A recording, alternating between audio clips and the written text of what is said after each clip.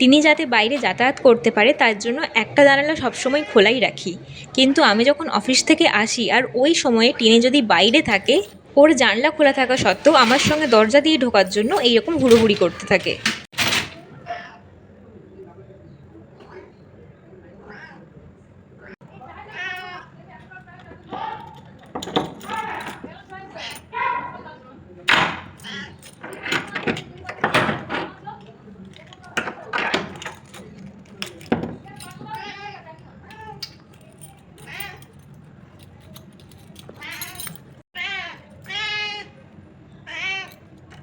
কি হয়েছে?